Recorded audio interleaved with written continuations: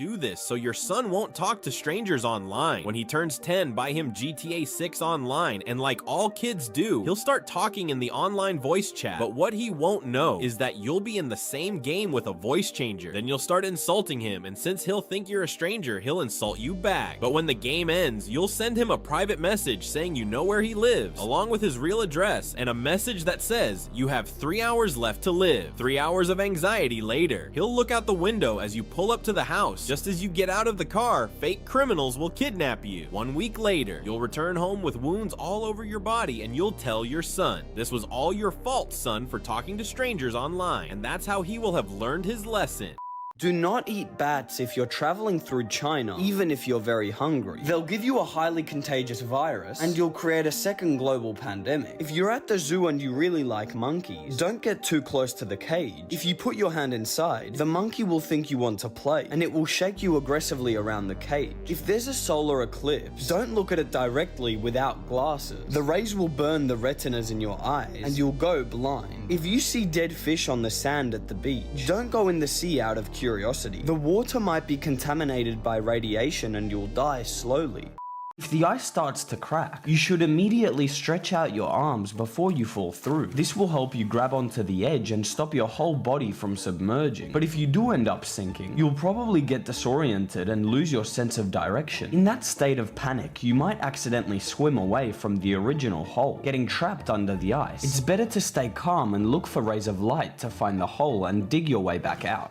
The smartest kid in your class asks you for help because you beat him on the last exam. This is what you did. You explained that during the exam, you tried to answer every question as fast as possible. If you got stuck on a question, you picked a random answer and wrote CG, meaning complete guess. If you could narrow a question down to just 2 options, you wrote EG, educated guess. Once you finished the whole test, that's when you went back to your EG and CG questions and you subscribe to BigDanBaby.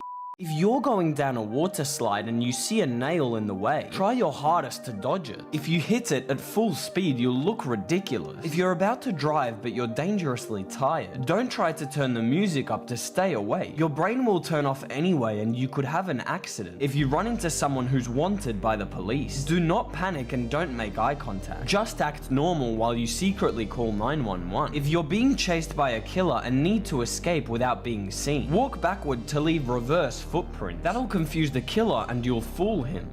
Inside the killer's teapot, there are 2 chambers. One is filled with tea and the other with poison. If you cover the hole from the poison chamber, you will block the airflow, causing the poison not to be released, and only the tea will pour into the cup. But if you cover the hole from the tea chamber, only the poison will be able to pour into your enemy's cup. By covering both holes, no liquid will come out of the teapot, and if you don't cover either, both liquids will mix as they pour.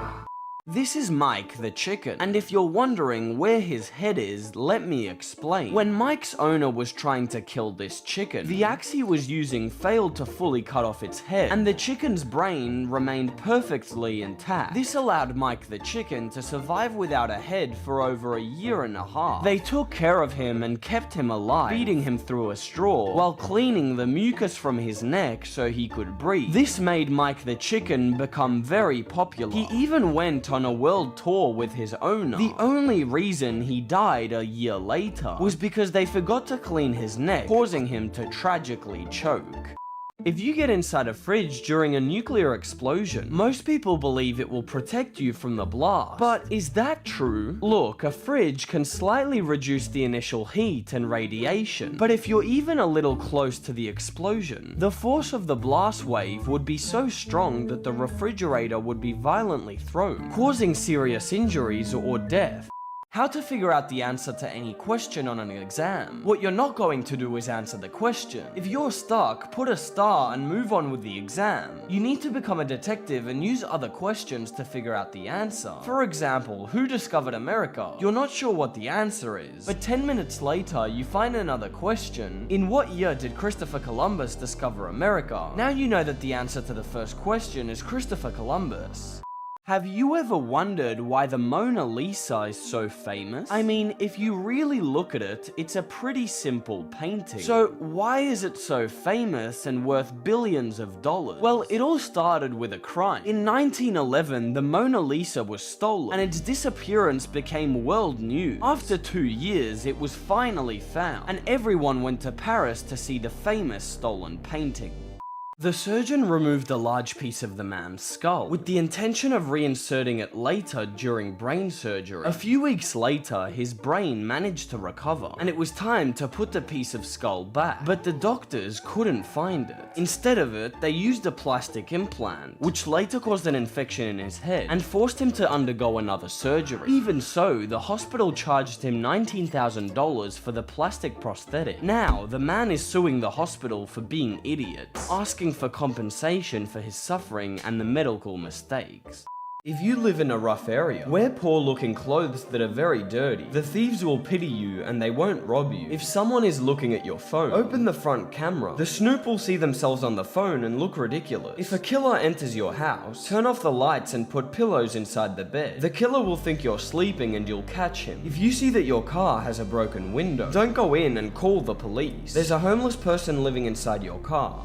The parents of your rich friend invite you to dinner at a fancy restaurant. Remember these 5 rules. Turn off your phone, place a napkin over your lap, and patiently wait until everyone has their food to begin. But you're confused because there are too many knives and forks. Remember, first outside, then inside. Start with the smaller fork and knife for the first course, and take the regular fork and knife for the main course. But what do we do with the spoon? Apparently, the spoon must face away from you and be used outward. Hey, don't insult me. I'm not the one who made these rules. If you're going to hand over some food, pass it counterclockwise. When you have finished your meal, set your fork and knife on the plate and subscribe to BigDanBaby.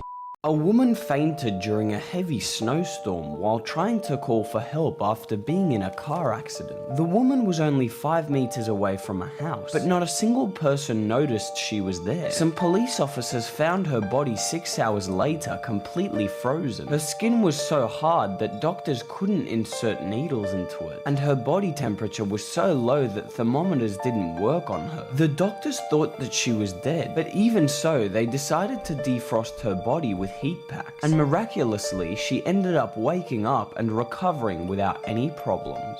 A boulder that was 400 kilos fell, crushing a man's forearm while he was exploring the Grand Canyon. He was pinned against the wall, unable to move his body. For 5 long days, he tried everything to free himself, but nothing worked and his arm began to rot. So he made the terrible decision to cut off his own arm, using an old, dull pocket knife. The painful task took him an hour, but at least he was free, and he walked 10 kilometers until he found help. His lost arm was recovered and cremated, and months later he scattered the ashes over the rock that nearly took his life.